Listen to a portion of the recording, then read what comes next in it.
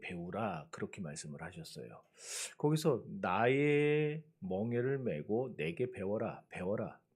그럼 뭘 배우라는 얘기냐? 예수님의 마음을 배우라는 건데 그럼 우리가 배워야 될 예수님의 마음은 뭔가? 빌립보서 2장 5절에 그 말씀이 나옵니다. 시작.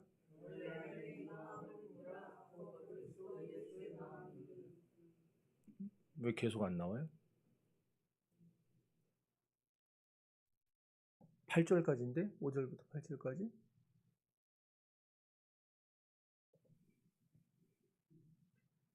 네. 계속 읽으세요.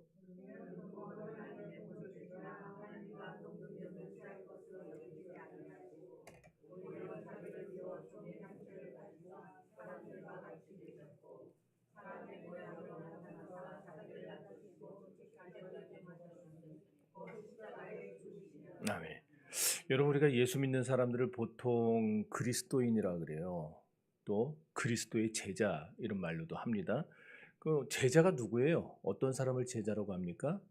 배우는 사람을 제자라고 그러죠. 그러니까 누구에 배우느냐? 선생님에게 배워요. 그러니까 선생님의 학문을 배우고 선생님의 인격을 배우고 선생님의 삶을 본받는 사람. 이런 사람이 제자입니다. 예를 들어서 성악가들은요, 이태리에서 성악한 사람, 독일에서 성악한 사람, 미국에서 성악한 사람 다 그 발성이 틀리고 제스처가 다 틀립니다. 네, 그 나라에 내려오는 그 전통적인 어떤 그 성악 기법들이 있어요. 네. 그래서 어디서 공부했냐에 따라서 그 사람의 성악이 다 달라요. 자기 선생님을 본받기 때문에. 자, 그렇다면은 이렇게 성악가들도 자기 선생님을 본받아서 어디서 공부했는지가 딱 드러난다면 오늘 저와 여러분은 누구에게 사사를 받았습니까? 우리의 선생님은 누굽니까? 우리의 선생님은요, 예수 그리스도입니다. 그러므로 성악가들조차도 자기 스승에게 몇 년 배웠다고 그 발성법 그대로 하고 그 제스처 그대로 따라한다면 우리는 예수님의 사람으로 예수님께 사사를 받은 예수님의 제자들인데 우리는 누구를 닮고 누구를 따라해야 되겠어요? 말 안 해도 뻔하죠. 예수님을 본받는 생활을 해요. 그래서 예수님이 너희는 내게 본받으라. 내게 본받으라. 이제 우리가 하도 이제 좀 벌써 여기를 다 가물가물할 거예요. 데살로니가서 1장 그 5절 이전에 바울이 이 데살로니가 교인들에게 성령의 능력, 복음의 능력 그리고 성령과 큰 확신에 대해서 말씀을 했어요. 이게 지난번 했던 얘기예요. 그걸 가르치고 나서 이제 오늘 본문에 들어오면은 예수님께 배우고 본받는 것에 대해서 지금 말씀을 하고 있는데 마태복음 11장 아까 얘기했지만은 너희는 내게 배우라. 주님이 친히 하신 말씀입니다. 우리 다시 한번 이거 읽어보죠. 마태복음 11장 시작. 네, 내게 배우. 아멘. 내게 배우라. 여러분 19세기 영국이 아프리카를 식민지화해 나갈 때 대표적인 인물이 둘이 있었어요. 한 명은 그 현지 아프리카의 총독으로 부임했던 세실 로드라고 하는 사람이고 저 사람이에요. 다른 한 명은 데이빗 리빙스턴 선교사였어요. 네, 저분이. 로드라는 사람은요. 수많은 아프리카 원주민을 학살한 사람입니다. 학살했어요. 흑인들을 노예로 삼아 가지고 저렇게 철장 속에 가둬놓고 도망을 못 가게 철조망으로 다 가둬놓고 누워서 자지도 못하게. 그래가지고 저들을 낮에 일시켜서 엄청난 양의 금과 다이아몬드를 캐서 영국에 보냈습니다. 그랬더니 영국 정부가 세실 로드를 가리켜 뭐라 그랬냐니 진정 영국을 사랑하는 영웅이다 그랬어요. 애국자다 그랬어요. 영국 정부가 영국 사람들이 걔들 입장에서 뭐 그럴 수 있겠죠. 일본 쪽발이 놈들이 일제 때 이토 히로부 우리한테는 아주 철천지 왼수지만 걔네 나라에는 영웅아니요. 그런 거겠죠. 그런데 데이비드 리빙스턴은요. 영국의 이 침략 전쟁을 반대했어요. 그리고 노예 제도를 반대합니다. 근데 어떻게 힘이 없잖아요. 그래가지고 그냥 성경책 한 권 달랑 들고 아프리카로 떠나요. 그리고 그곳에 들어가서 흑인들과 함께 생활하고 흑인들과 함께 먹고 마시면서 그들에게 성경을 가르쳐 줍니다. 복음을 가르쳐 줘요. 그들에게 예수 믿게 해줬어요. 그러면서 이 아프리카 내에서 사람들의 이 민족 의식을 깨우치는 그런 역할을 하는 거예요. 영국인들 입장에서는요, 아까 얘기했죠, 로드는 애국자죠. 근데 리빙스턴은 어떻게 했어요? 이거는 변절자고 눈에 가십니다. 그죠? 그래서 영국 정부, 수상을 비롯해서 영국 정부가 데이비드 리빙스턴을 대놓고 욕을 했어요. 나라를 팔아먹는 놈이라고. 나라를 팔아먹는 놈 대놓고 욕을 했어요. 그런데 시간이 오래 흘렀습니다. 로드라고 하는 사람은요, 국민들에게 잊혀져 버렸어요. 잊혀져 버렸어요. 그런데 데이비드 리빙스턴은 죽었을 때 영국 국민들 중에 왕족과 영국의 위대한 업적을 남긴 사람만 묻힐 수 있는 웨스트민스터 사원에 안장됩니다. 영국 정부가 데이비드 리빙스턴의 유해를 운반해 나갈 때 운구를 이제 해서 영국으로 옮겨가야 되잖아요. 죽었으니까. 근데 리빙스턴의 가슴을 절개해서 심장을 꺼내요. 심장을 꺼내서 아프리카 땅에 묻습니다. 왜 그러냐면 리빙스턴이 유언이에요. 내가 가장 사랑하는 아프리카 땅에 묻히고 싶다. 그래서 영국 정부가 이 유해를 자기네 그 최고의 영예인 웨스트민스터 사원에 모시기는 해야 되는데 그 유언도 있으니까 그 심장을 꺼내서 그 땅에 묻은 거예요. 심장이 묻힌 곳이 가장 사랑하는 곳 아니겠어요? 내 심장이 있는 곳. 내 심장이. 사람에게 있어 제일 귀중한 것. 그 심장입니다. 그 마음입니다. 우리 식으로 하면. 그러므로 우리가 주님을 본받는다는 말이 뭐냐? 결국 예수님의 마음을 본받는다는 말은 예수님의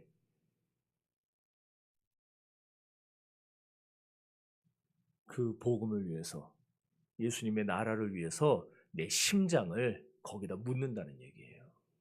그러니까 여러분들이 주님을 진짜 사랑하는 사람들이라면 우리가 주님의 사역을 위해서 우리의 심장을 묻을 줄 알아야 됩니다. 아멘이 안 나오죠. 아멘이 안 나와. 예, 다 같이 죽자는 줄 알고 아멘이 안 나와 지금. 예.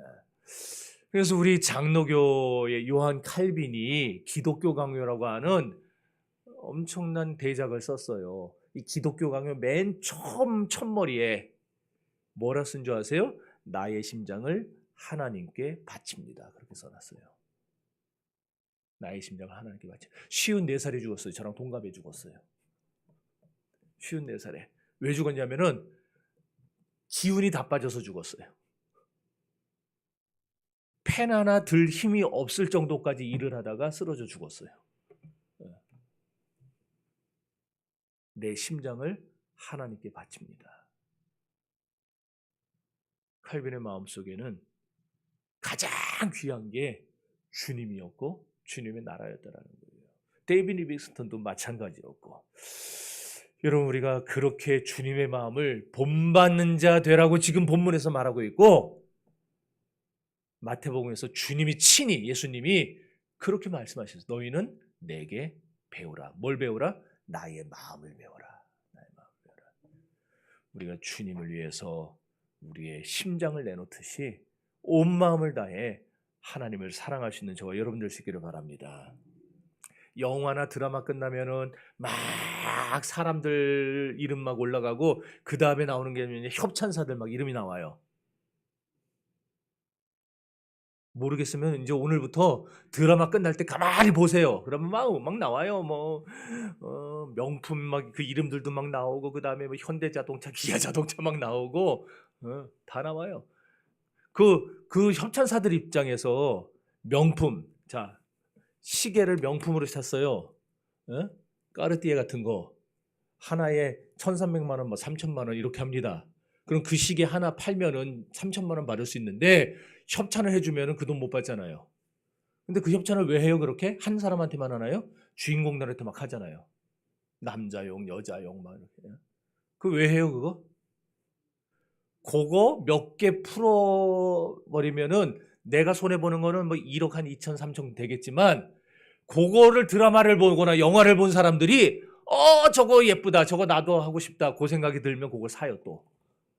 그렇게 해서 팔려나가는 게 엄청나대요. 특히나 드라마가 대박치면.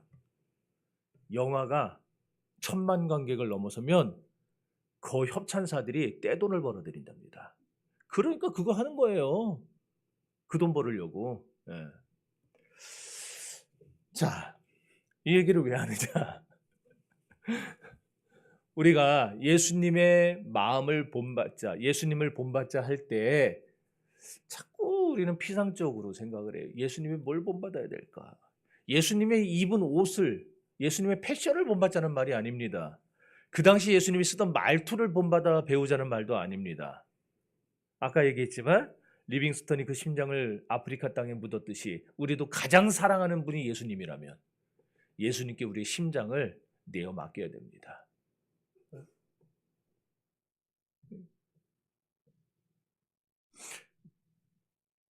그럼 우리가 심장을 주님께 바치는 성도가 본받을 주님의 마음이 뭐냐? 첫째로 성도는 주님의 온유한 마음을 본받아야 되는 거예요. 온유한 마음. 자, 29절 시작.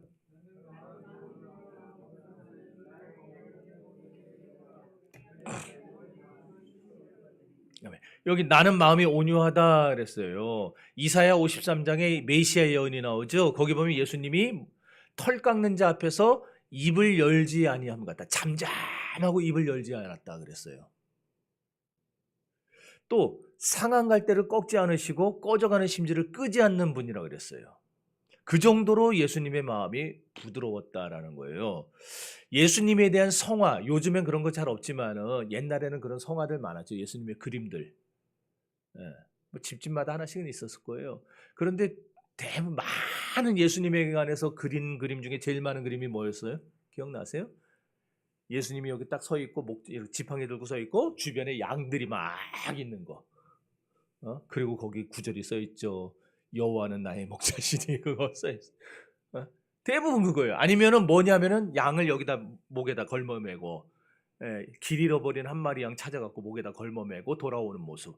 그게 제일 많았어요. 그리고 아니면은 여기 양이 밑에 있고 예수님 손바닥을 이렇게 끌어올리는 거. 그런 거 많았어요.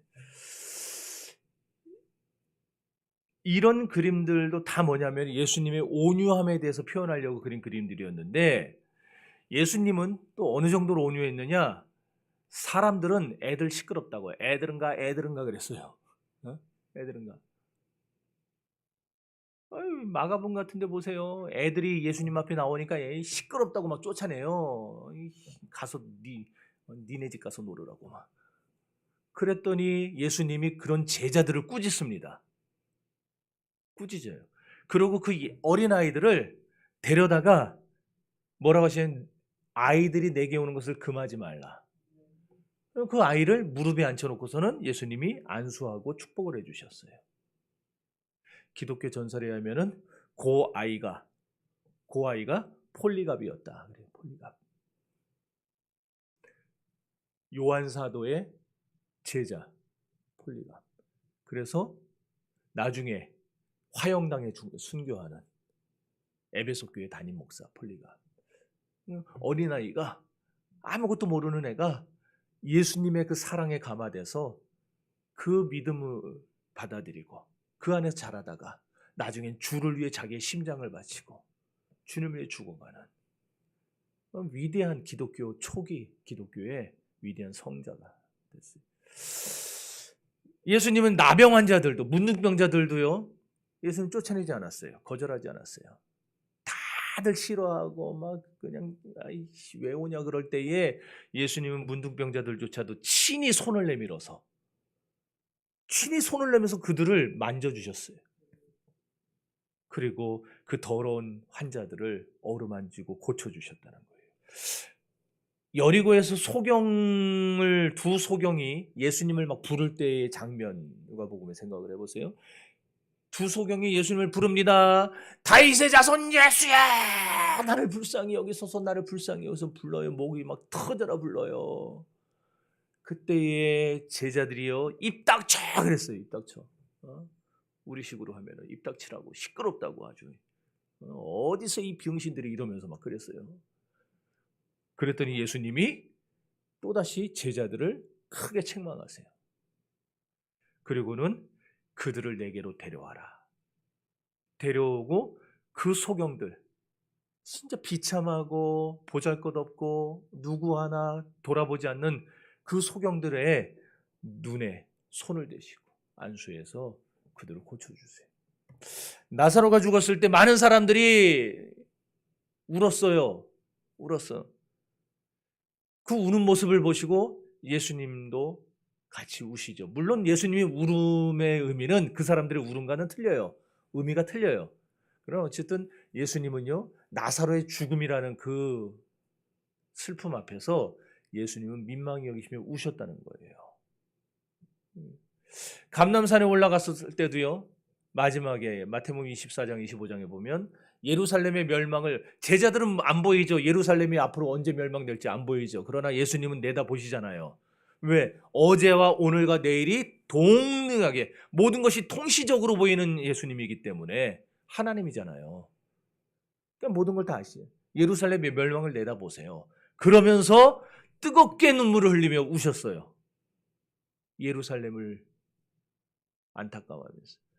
겟세마네 동산에서 말고, 대제사장의 종 말고의 귀를 베드로가 잘랐을 때에 그 말고의 귀를 붙여주시면서 예수님이 고쳐주신 적도 있었어요.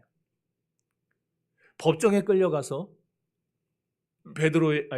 빌라도에게, 그리고 또 아그리빠에게 쫙 왔다 갔다 하면서 모욕당하고 수치를 당할 때, 그때도 예수님은 욕을 받으셨지만 맞서 싸우지를 않았어요. 대항하지를 않았어요. 그리고 고난을 받되 위협하지 않으셨어요. 얼마든지 할 수 있잖아요. 얼마든지 할 수 있잖아요. 베드로에게 하신 말씀 있잖아요. 내가 지금 당장이라도 하늘에서 12영 더 되는 천사를 동원해서 이들을 쓸어버리지 못할 줄 아느냐. 예수님에게는 할 수 있어요. 권세가 있어요. 능력이 있어요. 얼마든지 천사들을 동원해서 싸그리다. 그 당시 예루살렘 거민들을 다 죽일 수도 있었을 거예요. 그런데도 예수님은 대항하지 않았어요. 털 깎는 자 앞에서 잠잠한 어린 양처럼 그냥 묵묵히 당신의 그 길을 걸어가셨어요. 왜? 주님의 온유한 마음 때문에, 그리고 우리의 구원을 이루기 위해서 그 일을 감당하셨어요. 이 모두가 다 예수님의 온유한 성품을 보여주는 사건들이라는 거예요. 그리고 이와 같이 예수님의 마음은 온유했어요. 그런데 오해하지 마세요. 예수님이 온유하다고 하니까 마음이 되게 약해 빠졌나 보다.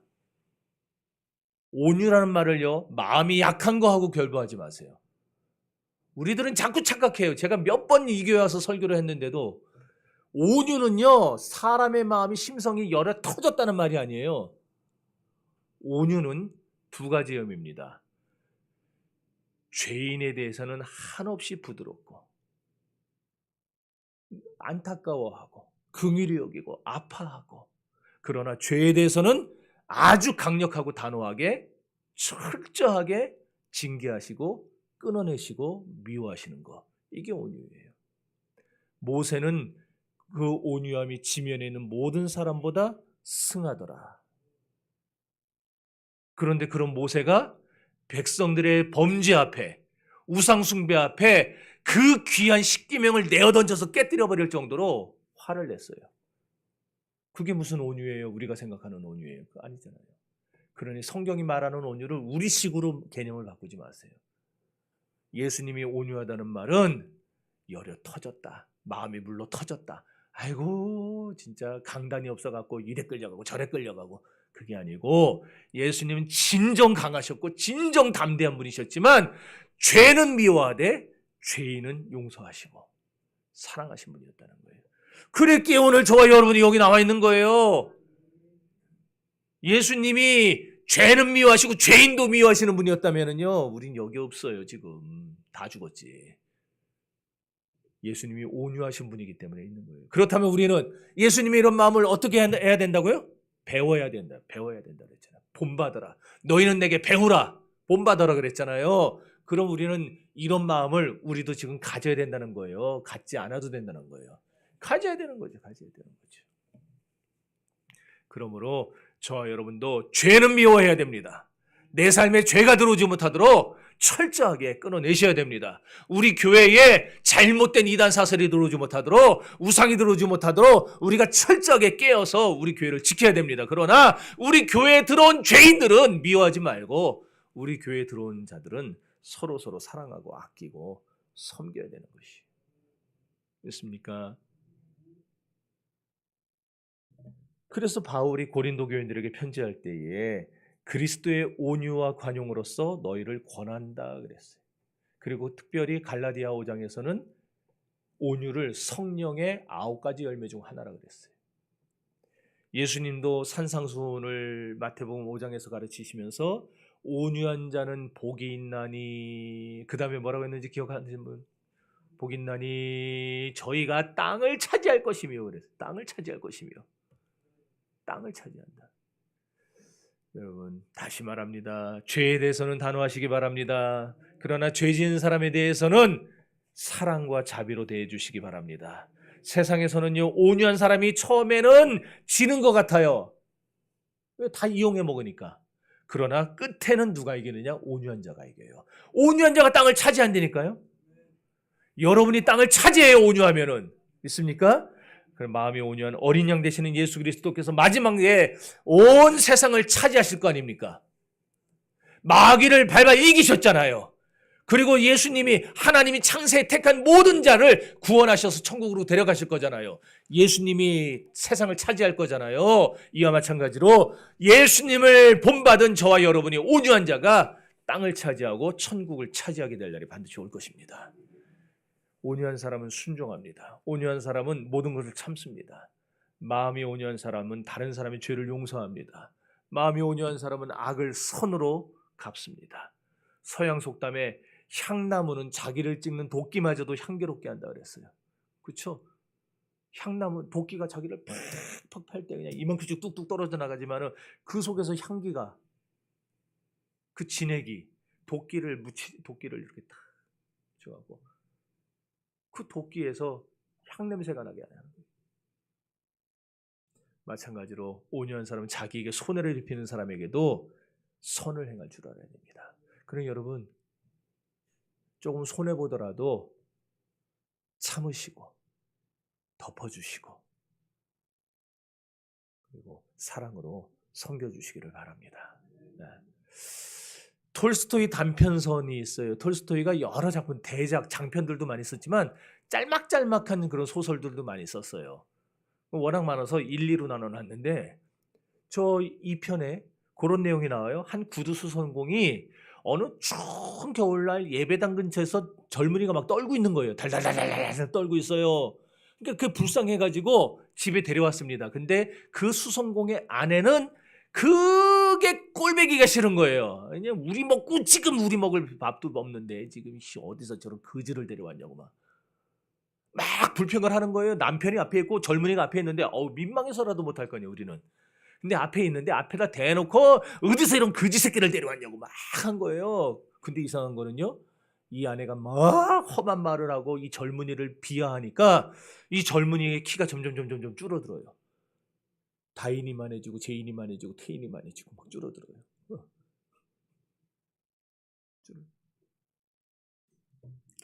그러니까 이 구두수선공이 너무너무 안타까운 거예요. 민망해요. 그래서 그러지 말라고, 그래도 우리에게 온 손님인데 그러면 되겠냐고 그러면서 이 젊은이에게 괜찮다 위로해주고 친절한 말로 막 대해줬어요. 그랬더니 다시 그 키가 제인이만해지고 다인이만해지고 또 젊은이만해지고 이렇게 된 거예요. 그런 일은 없겠죠. 근데 그 소설에서 그렇게 썼어요. 못 믿겠으면 톨스토이 단편선을 사서 읽어보시든가. 아이고 참나. 자, 그런데 알고 보니까 그 젊은이가 누구였냐? 천사였다는 거예요. 천사. 이 짧은 우화를 통해서 톨스토이가 말하고자 싶었던 게 뭐였습니까? 불친절한 분위기, 남을 정죄하고 비판하고 찌르는 그런 분위기 속에서는요, 어느 누구도 온전히 잘할 수 없다는 거예요. 그러나 온유한 분위기, 사랑하고 세워주는 분위기에서는요, 아무리 보잘것없는 존재도 점점 자라납니다. 그러니까 우리 교회에 지금은 우리 어른들 눈으로 보면은 이 젊은이들이나 청년들이나 아이들이 조금 눈에 안 찰 수도 있어요. 진짜 그럽니까? 아니죠. 예. 아무튼 좀 아이들이 아직 여러분들 눈에는 안 찰 수 있어요. 그러나 사랑의 마음으로, 온유의 마음으로 이 아이들을 감싸주고, 여러분 손자 손녀한테 하는 것만큼만 하시면 돼요. 손자 손녀한테 하는 것만큼만. 우리 청년들을 여러분 자식만큼만 해주시면 돼요. 그러면은 저 청년들이, 저 아이들이 점점 자랄 겁니다. 자라서 예수님을 본받는 자가 되고, 폴리갑이 예수님의 무릎에 앉아 뭣도 모르고 예수님의 기도를 받았던 아이가 자라서 주님을 위해, 주의 교회를 위해 위대한 일을 했던 것 같이, 오늘 이 아이들이 지금은 뭣도 모르고 핸드폰이나 들여다, 지금 안 보는데 핸드폰에 들여다보고 있다 할지라도 나중에 우리 교회에 위대한 일꾼들이 될 겁니다. 믿습니까? 믿습니까? 자기 자식들 아니라고 아멘을 참 작게 하시네. 할렐루야. 예. 자, 그런데 온유하지 못한 분위기 속에서는 누구도 못 자란다니까요. 그러니까 우리 교회는 온유한 분위기가 돼. 죄에 대해서는 단호하셔야 되고 철저하셔야 돼요. 못 들어오게, 죄가 저 문 안으로 못 들어오게. 그러나 죄인들이 들어오는 건 막지 마세요. 다 받아주세요. 그리고 기도하면 그 온유한 마음을 통해서 그들이 변화될 것입니다. 자, 두 번째로 우리가 뭘 배워야 되느냐? 주님의 겸손한 마음을 배워야 돼요. 자, 마태복음 11장 29절 다시 읽습니다.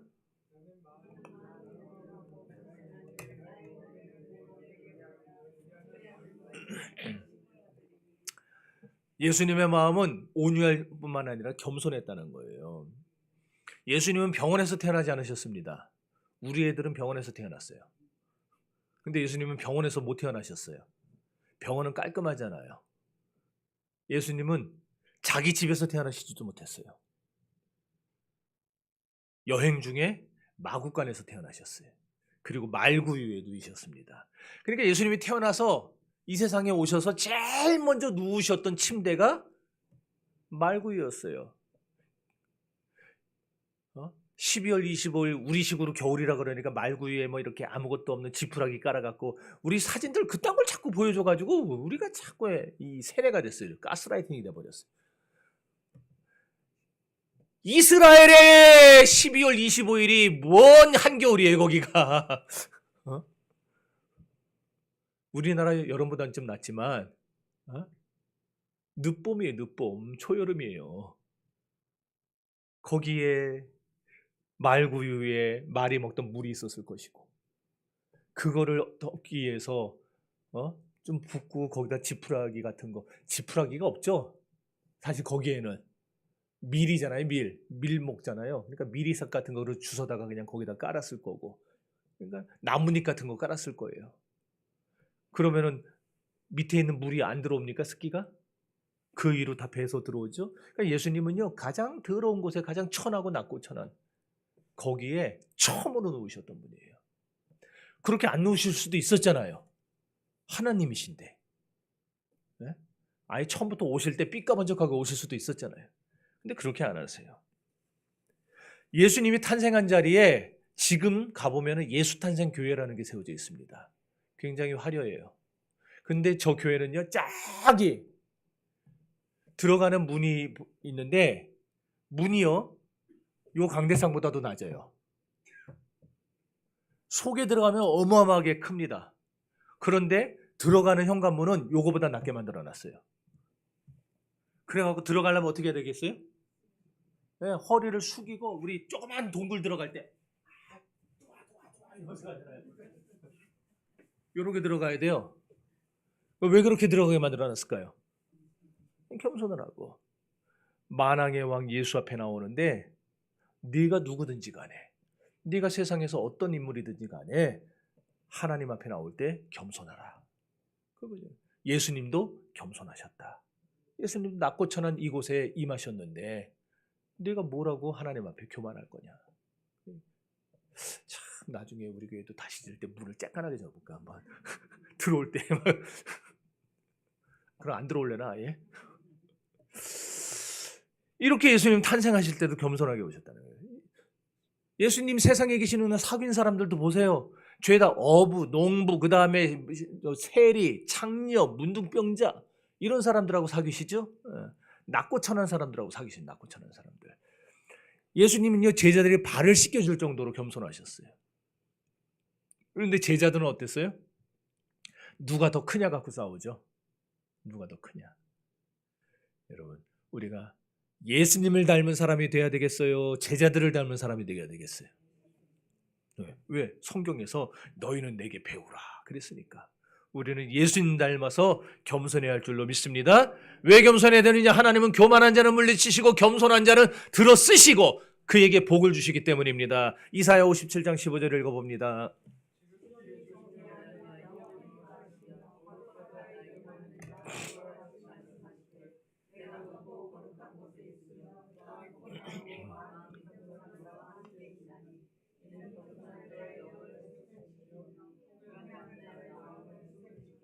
아멘. 하나님은 겸손한 자와 함께. 자, 미가서 6장 8절.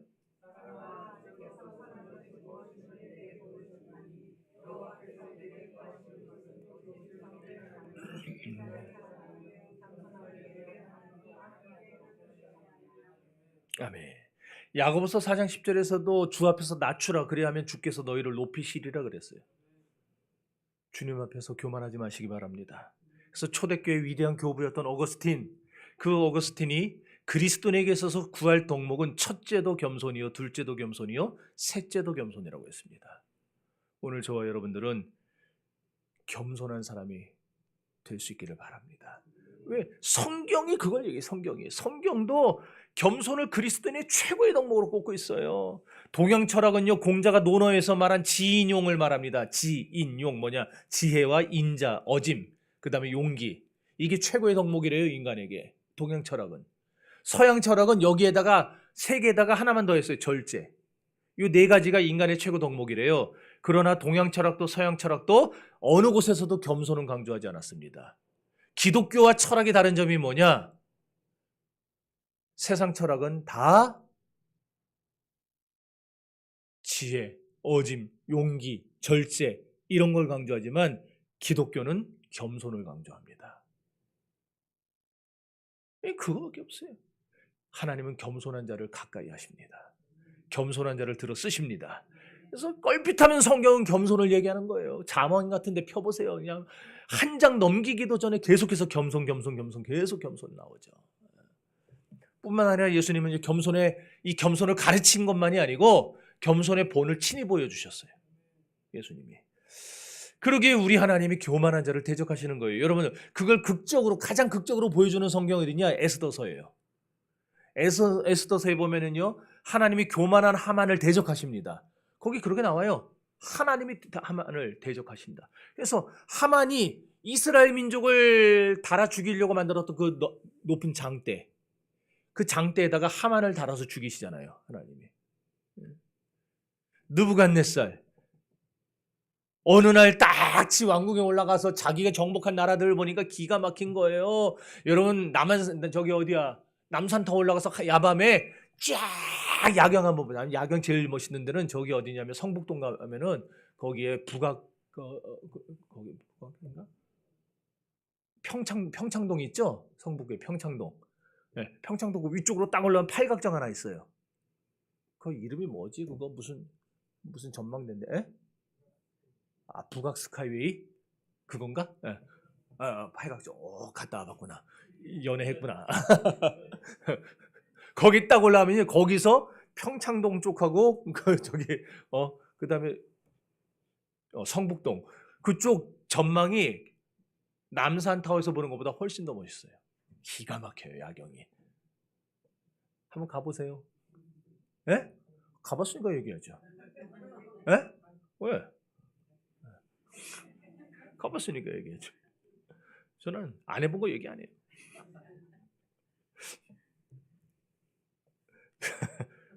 뭐 얘기해? 느부갓네살이 왕궁에 올라가서 어느 날 지가 정복한 나라를 보면서 우리말로 자뻑한 거예요. 자뻑. 자꾸 이런 말 쓰지 말라 그러는데 어떡하겠어요. 자기 도취가 돼가지고 뭐라 그럽니까? 성경에 다니엘서에 뭐라고 나와요? 딱 그거예요. 내가 그 한마디 할 때 딱 그 뒤에 말도 못했어요. 내가 하고 싶었던 말이 뭐였겠어요? 이거 다 내가 했다는 거예요. 내가 정복했고 내가 만들었고 내가 지었고 내가 이렇게 아름답게 꾸몄고 내가. 그런데 내가 하는 그 순간에 하나님이 치셨어요. 그래가지고 7년 동안 소처럼 풀을 뜯어먹고 사람이 풀을 뜯어먹고 살아요. 그럼 뭐란 얘기? 미쳤다는 얘기예요. 요즘식으로는 정신병자들. 풀 뜯어먹고 헤헤 그래요. 네? 그렇게 7년을 살아요. 2년인가? 2년을 살아요. 그러다가 나중에 하나님이 다시 정신이 돌아오게 하니까 지극히 크신 하나님 이러면서 하나님께 영광을 돌리죠. 고 손자 벨사살이 교만했어요. 자기 할아버지가 그렇게 당했던 거를 까먹어버리고 벨사살이 성전에서 뺏어온 거룩한 기병들, 예를 들어서 이렇게 예배 때 목사 설교하다가 목마르면 마시라고 하는 그런 거. 이런 거 갖다가 였다가 술을 딱 부어갖고 이 술 가지고 마셔 이러면서 여기다 술 부어갖고 마신 거예요. 어떻게 됐습니까? 그날 밤에. 네? 성경들을 안 보시나 왜 이래. 그날 밤에 하나님이 메대와 바사 사람 일으켜가지고 벨사살을 죽여버리셨어요. 그냥. 그리고 그 나라를 그대로 메대와 바사에게 넘겨버리세요. 사도행전 12장에 헤롯 대왕이 헤롯이 야고보 사도를 죽였어요. 그래가지고는 막 백성들이 좋아하는 거 보고 바리새인이 좋아하는 걸 보고 기쁜 거예요. 그래갖고 야 요한도 잡아주고 베드로도 잡아 죽여야 되겠다. 그러잖아요. 네. 그리고 교만해졌어요. 그 교만해졌는데 그 순간에 어떻게 됩니까? 하나님이 그 성경 구절 보니까 주의 사자가 저를 친히 저가 충이 먹어 죽으니라. 충이 먹어 죽었대. 충 벌레 충자 벌레가 먹어 죽은 거예요. 이집트 영화 같은 거 간혹 갖다 딱정벌레 같은 거 막 몸속 파고들어서 막 우리 내장 파먹고 살 파먹고 그러는 거 있잖아요. 실제로 이집트 사람들이요 사람을 살인자 사형수를 죽일 때 관에다가 넣어놓고 거기다가 벌레들을 집어넣는데요. 그리고 봉한대요. 그럼 벌레들이 나가질 못하니까 그 안에서 그 사람 살아있는 사람을 뜯어먹으면서 그런 죽을 때까지 일주일이고 며칠이고 고통당하면서 죽어가는 거예요. 그게 이집트에서 하던 형벌이었어요. 그런 벌레가 먹어 죽은 거예요. 왜? 교만하니까. 이거 다 얘기하다가는 시간 다 가서 안 되고. 내 오늘 설교 빨리 끝내려고 짧게 해갖고 왔는데 시간은 여전히 똑같네. 자, 어쨌든 교만은 모든 죄의 뿌리입니다. 그러므로 교만하면 반드시 망합니다. 그러나 하나님은 겸손한 자에게는 은혜를 주십니다. 만유인력의 법칙을 발견한 아이작 뉴턴 그런 말을 했어요. 내가 이 우주에 대해서 아는 지식이라는 거는 저 바닷가에서 지금 조약돌 가지고 놀고 있는 애들만큼도 못하다.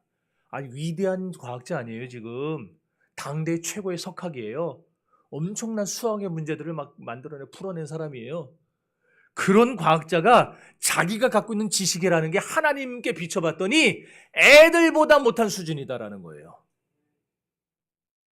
겸손하시길 바래요. 겸손하시길 바래요. 설교를 초대교회 때 너무너무 잘한 교부가 있었어요. 크리소스톰이라고 하는.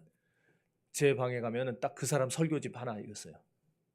설교를 너무너무 잘해서 골드마우스라고 불렸어요. 골드마우스, 황금립. 그냥 입만 열면 그냥 황금 같은 말씀이 쏟아져 나온다고. 얼마나 설교를 잘했길래.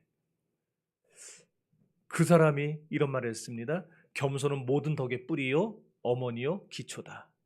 그러니까 결국 다 성경도 우리 교부들도 뭘 얘기하느냐? 결국 하나님 앞에서 절대 교만하지 말라는 거예요. 겸손하라는 겁니다. 믿습니까? 네. 그래서 우리가 이 시간 우리 마음에 교만을 품고 있으면 하나님의 은혜를 받을 수가 없어요. 그러니까 언제나 겸손한 마음으로 우리 예배 때마다 주일날 얼마나 좋은 겁니까? 주여 이제 말씀하옵소서. 주의 종이 듣겠나이다. 이야, 얼마나 좋습니까? 나만 좋나 보다. 네. 자, 시간 없어서 안 되겠네. 다 넘어갑시다. 다 넘어가고. 네. 뭐 어디까지? 네. 그냥 끝냅시다. 자, 이사야 요 얘기만 하고 끝냅시다. 이사야가 하나님의 성전에서 하나님을 뵐 때 이사야 6장에서 그가 했던 첫 번째 말이 뭐였어요? 화로다 나여 망하게 되었도다. 화로다 나여 망하게 되었도다. 그러고서 그가 회개합니다. 그 자리에서. 회개하고 겸손한 심령이 되니까 하나님이 그에게 사명을 주시죠. 주여 나를 보내소서. 내가 여기 있나이다. 하나님께 쓰임받는 사람이 돼요. 겸손한 사람은 쓰임받습니다. 그러나 교만한 사람은 쓰임 못 받아요. 교회에서도 마찬가지, 우리 직장에서도 마찬가지예요. 교만한 사람은 누구도 싫어합니다. 그러나 겸손한 사람은 항상 가까이 있고 싶어져요. 우리 정신교회 성도들은 어딜 가든지 주님의 온유와 겸손을 본받아서 가는 곳마다 그리스도의 향기로 가득 채우시고 여러분 주변에는 여러분을 가까이 하고 싶어하는 자들이 많아지기를 바랍니다. 그래서 가는 곳마다 하나님께 영광 돌리는 저와 여러분 될 수 있기를 주의 이름으로 축원합니다. 기도합시다.